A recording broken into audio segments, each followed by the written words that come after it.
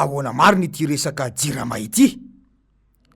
Raha mijery ny fahasairana ny orinasa jirama amin'izao dia tahaka ny hoe tsy nandalo fampanantenana maro omba ity orinasa mpanjakana ity ny vahoaka malagasy tamin'ny fampelezan-kevitry Rajoelina.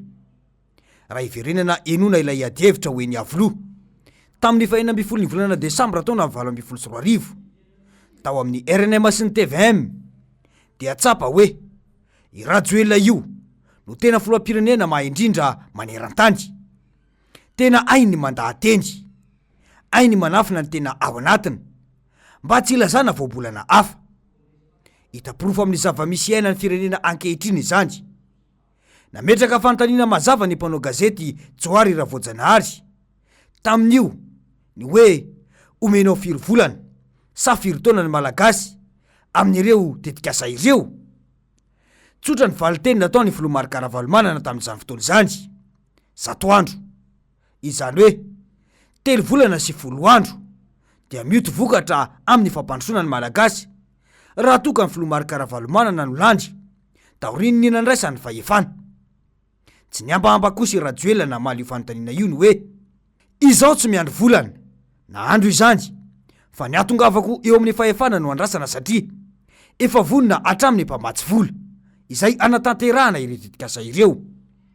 Dia mipetraka ny fanontaniana hoe 5 taona latsaka 5 volana izany izao ny nitondrany Rajoelina ny firenena efa sangany aty Afrika ve i Madagasikara.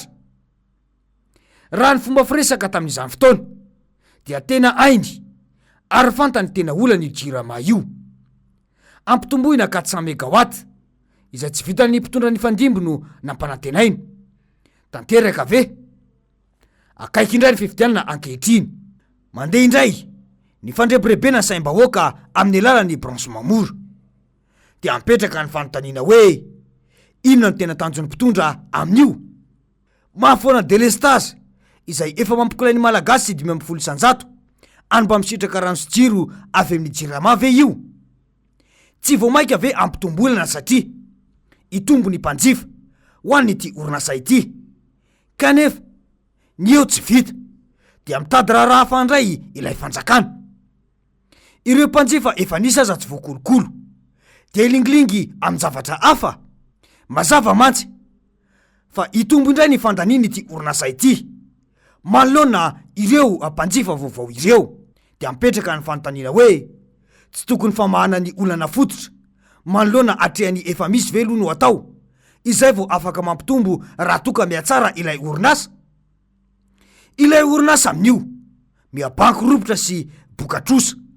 Ny mpanjifa efa ataony delestage mahita fasiana ihany no tsetsafina amin'ny alalan'ny fakotira midangana tsy araky ny fandaniana akory.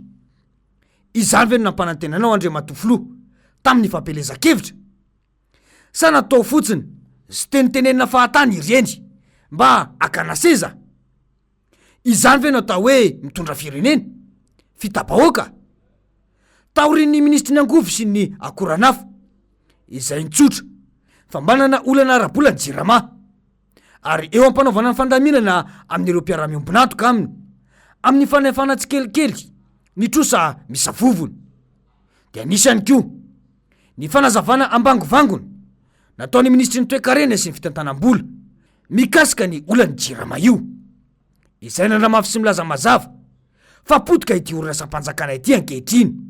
Izany ilay fitantanana manara-penitra. Nilaza mantsy ny ministry ny vola io fa manodidina ny 1.7 miliara ariary no efa nampindramina ny orinasa jirama tao anatin'ny 3 volana voalohany. Natao anjefa ny jirama trosany ireo mpamatsy solika io. Azadino fa 7.3 miliara ariary ny vola natokana ho an'ny angovo ny taona 2024. Rano voarakitra ao anatin'ny lalana feny ny teti-bola ka tafiditra ao anatin'io ny subvention sy ny resaka fanefana ny vidin'ny solika. Nambaran'io ministry io anefa fa izany hono no mba paikady nentiny fanjakana mba anavitra ilay orinasa mpanjakana io.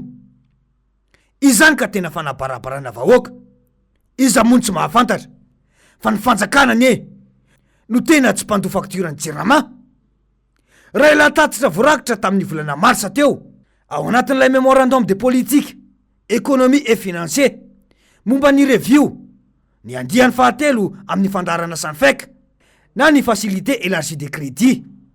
Dia vola zao fa 5.7 miliara ariary ny fakturan'ny jiro sy ny rano, tsy voalohany ny fanjakana. Izy ihany no mandetsika, de izy ihany koa no mody miatsara velatsy manavitra ilay orinasa. Tsy vitan'io fa raha nitatitra tamin'ny septambra taona 2024 dia mahatratra 700 miliara ariary nitrosan'ireo kompania tsoloka tamin'ny Jirama. Io ilay nanaovana réquisition misoloka teto ka niterekarisa be iny. Io moa tsy de nisy famoahana antotanisa mazava intsony tao anatiny 9 volana, izay tsy hay mazava ny tena antony. Ny mpitondra raha teo mbola variana mizara moto amin'ireo ben'ny tanàna fa akaiky ilay fifidianana. Adino aloha ilay 400 mégawatt. Ny malagasy raha teo mahatra fadiran'ovana ka vao tsy pazaposim-bary dia roboka na dia efa miantra manaina aza ilay fahantrana. Mampatsiahy ilay teny ray aman-dreny mpanao politika sy ngeza teto amin'ny firenena izay hoe mora manadiny tokoa ny malagasy.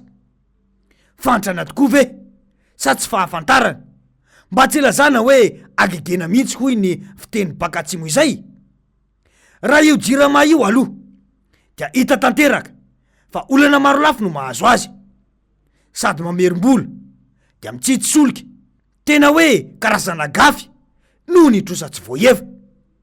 Ny tena mampiome dia laza ny ministry ny toe-karena manoloana ny antso-tolobidy nataony Jirama amin'ny famatsiana solika mavesatra, fa malalaka amin'ny fifanarahana amin'ny mpamatsy solika ho azy ny Jirama.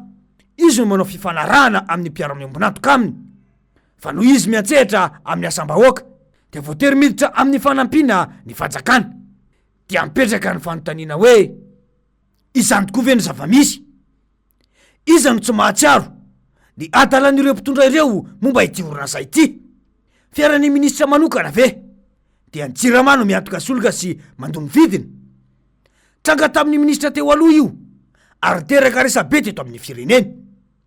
Ilay fampanantenana nataonareo tamin'ny vahoaka taorian'ny famaizana izay nilazaina fa ho voavatsy ho elany delestazy, dia nilazaina indray fa amin'ny taona 2024 na ny taona 2024 aoko izay nilainga atao amin'ny vahoaka. Tena tsirariny tokoa raha andaingana ny vahoaka kanefa ry zareo ny tena mpanao azy ity.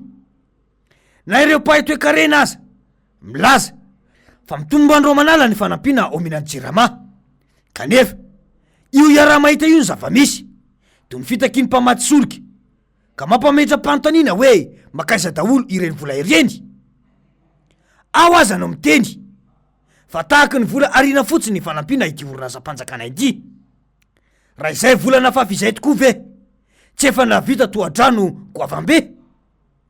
Raha nita aloha dia nandamoko ary atody ilay velirano momba ny angovo sy ny Jirama, de le stazy mora sy manara-penitra no iainan'ny vahoaka ankehitriny. Fa ahoana mariny?